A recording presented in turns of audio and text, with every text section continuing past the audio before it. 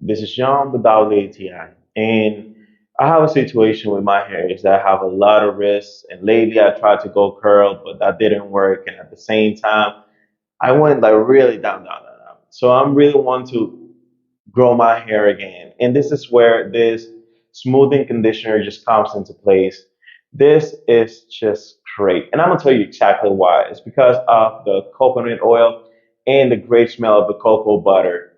It's just so nice. It smells so great that people have even asked me, or they ask like, what's that conditioner smells? Or which one is that one? And the fact that it leaves your hair so smooth and so nice. So that doesn't even matter. If you're a guy, you can still take care of your hair. And I tried to do it.